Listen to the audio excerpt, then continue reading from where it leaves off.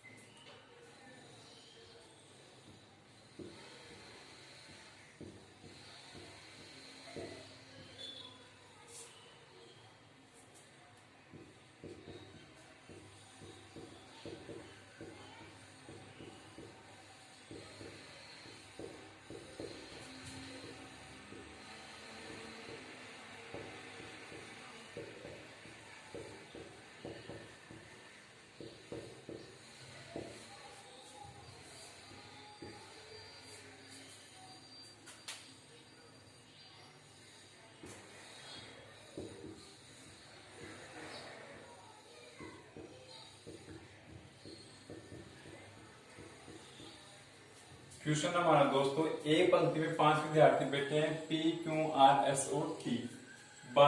Q by छोर पर बैठा है, बाई छोर पर बैठा है। आर क्यू व एस के मध्य बैठा है। टी पी के बाएं बैठा है।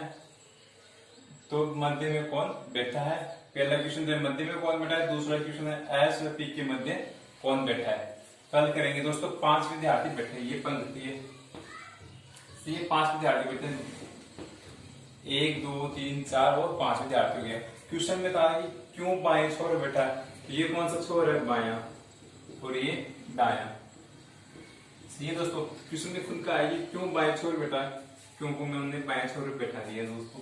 सही है। उसके बाद में कहा है कि आर क्यों एस के मध्य में, यानी आर है जो क्यों एस के मध्य, यानी आर को हम यहाँ पे बैठाएंगे। इधर तो बैठा नहीं सकते क्योंकि क्यों है बाएं छोर बैठा है, तो आर को यहाँ पे बैठाएंगे, यहाँ पे एस को बैठा दिया। यानी आर है क्यों व एस के मध्य, यानी आर को क्यों व एस के मध्य बैठा दिया।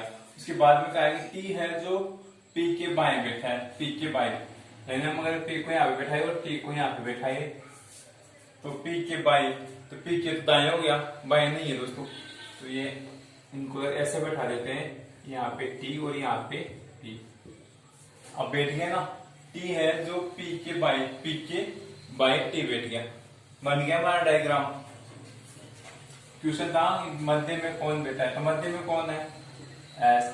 2 इधर हो गए, 2 इधर आ गए, तो मध्य में कौन है? एस। पहला क्वेश्चन हल हो गया। उसके बाद में कहा है एस व पी के मध्य, एस व पी के मध्य में कौन बैठा है? टी। दूसरे का आंसर क्या आ गया? टी आ गया। अगर इसी क्वेश्चन में पूछे क्यू और टी के मध्य में कितने विद्यार्थी बैठे हैं, क्यू और टी के मध्य में 2 विद्यार्थी बैठे हैं। सही कर सकते हैं। क्वेश्चन तो हमारा एक पंक्ति में 5 विद्यार्थी बैठे हैं, तो हमने 5 विद्यार्थियों को बैठा दिया, Q P Q R S और टी। इसमें कहा कि क्यों बाएं छोर पे है, तो हमने क्यू को बाएं छोर बैठा दिया।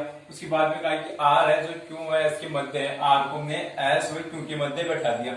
यहाँ पे आर को बैठा, इधर क्यों आ गया, इधर एस आ गया, मध्य में आ गया। उसके बाद में कहा है कि टी है जो पी के बाएं है, टी है तो पी के बाएं, तो टी है जो पी के बाएं बैठ गया।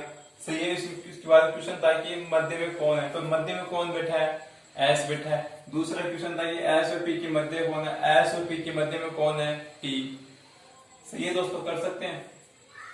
और देखते हैं क्वेश्चन।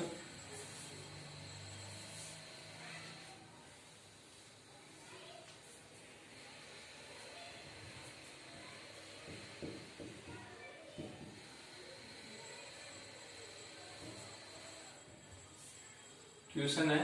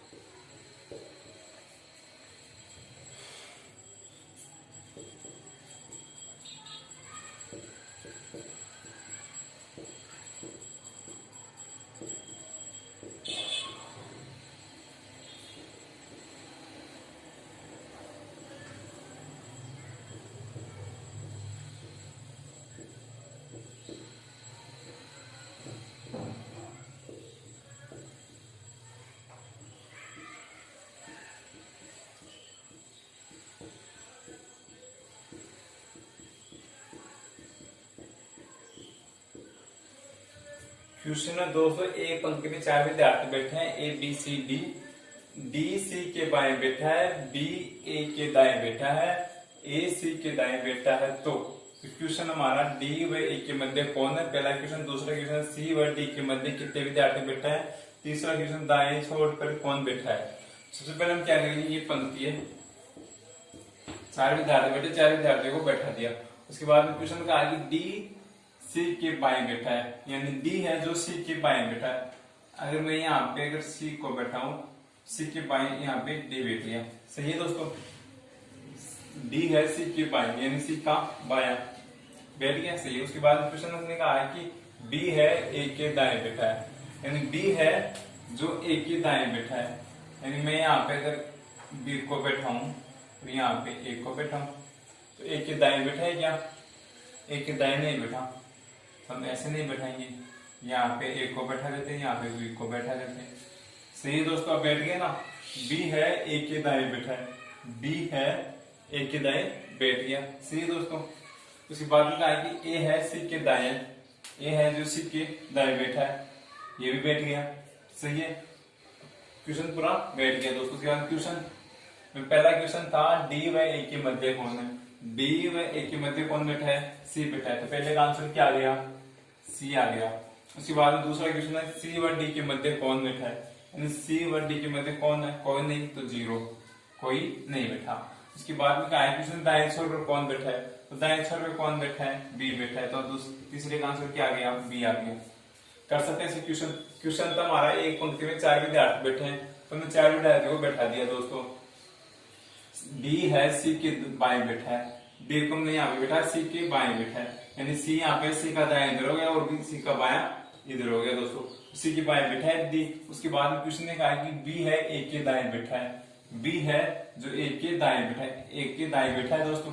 ये इधर इसका ए का दायां, ये बायां, तो ए के दाएं बैठा है बी। उसके बाद में कहा है कि ए है जो सी के दाएं बैठा है, ए सी के दाएं, यहाँ पे सी है, सी का दाएं इधर हो गया, तो सी के दाएं कौन बैठा है, ए बैठा है। तो हमारा डायग्राम सही बन गया दोस्तों। उसके बाद क्वेश्चन ने कहा था कि डी व ए के मध्य कौन है, डी व ए के मध्य कौन बैठा है, सी बैठा है। तो पहले का आंसर क्या आ गया, सी। इसी के बाद दूसरा क्वेश्चन था कि सी व डी के मध्य कौन है, तो सी व डी के मध्य कोई नहीं है, 0 तो कोई नहीं बैठा है। इसके बाद तीसरा क्वेश्चन था कि दाएं छोर पर कौन बैठा है, तो दाएं छोर पर कौन बैठा है दोस्तों, ये इसका बायां छोर और इधर दायां छोर। दाएं छोर पर कौन बैठा है, बी। तो हमारा आंसर क्या आ गया, बी। सही है दोस्तों, कर सकते हैं। एक क्वेश्चन और देखते हैं। सही,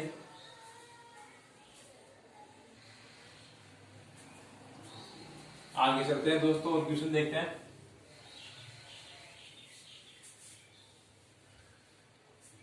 क्वेश्चन हमारा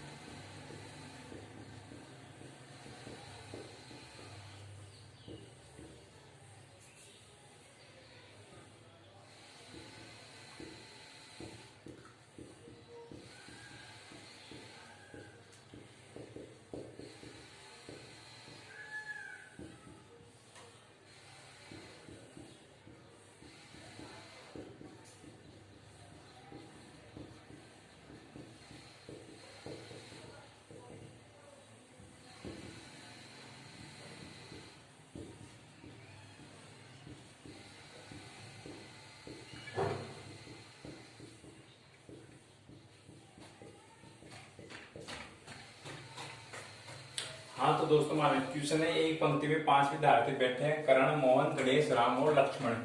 क्वेश्चन हमारा, करण बाएं छोर पर बैठा है, लक्ष्मण के दाएं राम बैठा है, गणेश दाएं छोर पर बैठा है, यहाँ पे छोर है दोस्तों, छोर पर बैठा है, गणेश के बाएं मोहन बैठा है। तो क्वेश्चन हमारे 5 इसमें क्वेश्चन में मध्य में कौन बैठा है, पहला क्वेश्चन तो ये है। दूसरा क्वेश्चन है मोहन के बाएं कौन बैठा है। तीसरा क्वेश्चन राम के दाएं से कौन सा स्थान, राम का दाएं से कौन सा स्थान है। चौथा क्वेश्चन लक्ष्मण का बाएं से कौन सा स्थान है। पांचवा क्वेश्चन हमारा राम दाएं से कौन से स्थान पर बैठा है। तो करिए दोस्तों,